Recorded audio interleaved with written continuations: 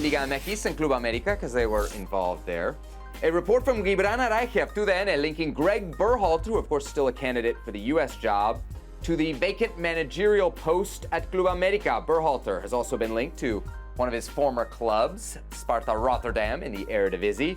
Araiche reporting that Berhalter is Club America's number one option. André Jardine of Atlético San Luis also linked to America. Jardine. Are you buying or selling Gregg Berhalter as the right man for Club America? I'm selling Gregg Berhalter as the right man for Club America, but I am buying everything that comes with it.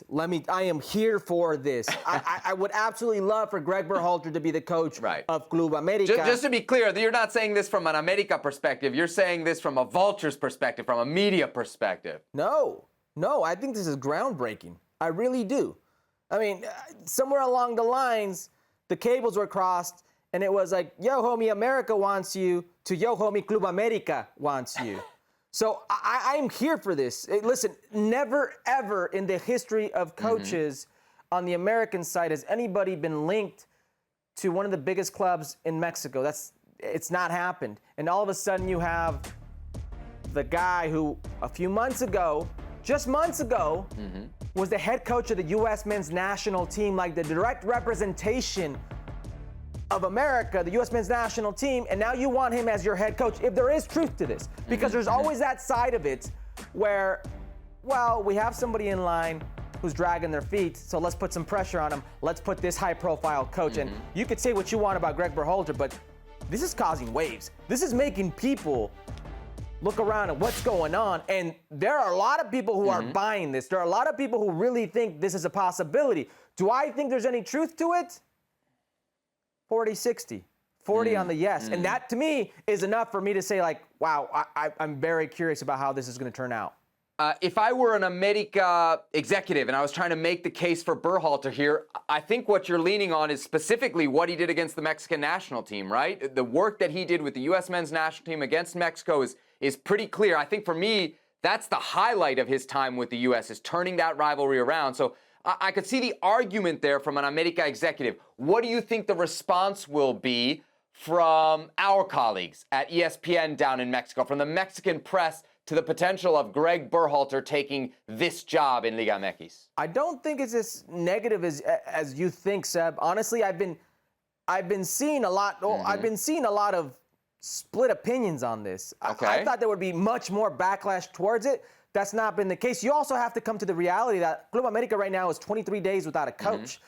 They're on their 6th or 7th option. This is like probably the 7th or 8th name that I've heard for Club America or linked to Club America in that time. Just yesterday, it was Chacho Caudet, who was the head coach of Celta de Vigo with Luca de la Torre, and now he's in the orbit. And that was the last name that hurt. You mentioned Jardine, who's the Brazilian coach who won the gold medal in the last Olympics, who was the head coach of San Luis, who had a very good playoff leg versus Club America, gave them a big scare. He seems to be the guy that's hovering in or around the orbit most realistically, but even he isn't a big name, isn't that sexy type of name. Gregg Berhalter is a very intriguing name. Now, if I had to put one coach that reminds me of Gregg Berhalter, America's already had him, and that's Santiago Solari. So Solari and Berhalter were very similar in a lot of things they did and how pragmatic they were at times. And listen, Solari was top of the league for a whole year, didn't win anything, got bounced when it mattered the most. And Tan Ortiz was top of the league for about a year and a half, didn't win anything, got bounced when it mattered most. So the coach coming into this is really coming into this hot potato situation with a club that isn't going to spend more than the Regios. It's not going to spend more than Monterrey, not going to spend more than Tigres, but it's going to have more pressure to actually win than those types of clubs. Can I tell you why I'm not crazy about it from an America perspective? I can't lean too much on the national team because all we hear is just how different the national team job is from club. And then if I look at Gregg Berhalter's club experience, that's very worrisome if you're an America fan, because you look at the winning percentage in Columbus, you realize he didn't win a ton. His winning percentage in the 30s, and he didn't win any titles. And we know that's a demand at Club America. And beyond that, Herc, and we talk about this all the time, there's an exigencia, there's a demand beyond winning at Club America that you must play well. If you know anything about Gregg Berhalter's career, you know his first job in Europe was at Hammarby, a club in Sweden. He was let go with that job because the team didn't play attractive enough football. I'll tell you this about Hammarby, because I've actually been to one of their games.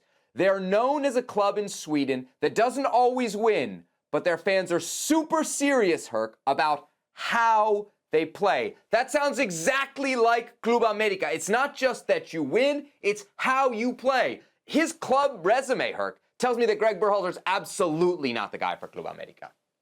Can I ask you a question? Mm-hmm. Speak of Tan Ortiz's club resume before he got to Club America. Tan Ortiz got the job because of his situation, a circumstance. Speak of Santiago Solari's resume before he got He's to already Club there America. as the under 20. Go ahead, Santiago Solari. Now all right, that's different. That's different. Okay. What I'm trying to tell you, I think the times have changed. I am with you, but Solari at least had Real Madrid on his resume, okay? B team. You the biggest Club America fan there is, and Mexican national team fan there is. All of a sudden want to play pragmatic style with the Mexican national team because you just want to win, right? Club America hasn't been league champions in how long? I think some of those fans just want to win. So you're telling me Gregg Berhalter's a pragmatist, and for the last year and a half, all I've heard is he is an idealist. He likes to play a certain way, play a certain way. I'm not pumping him up for Club America. Okay, we'll see. Gregg Berhalter reported as of right now to be the #1 option for Club America, who is crazy, correctly points out are still waiting on hiring a manager more than 3 weeks after saying goodbye to Tano Ortiz. Well, thank you very much for watching ESPN on YouTube. For more sports highlights and analysis, be sure to download the ESPN app. And for live streaming, premium content, and let's not forget as well, ESPN FC 7 days a week, subscribe to ESPN+.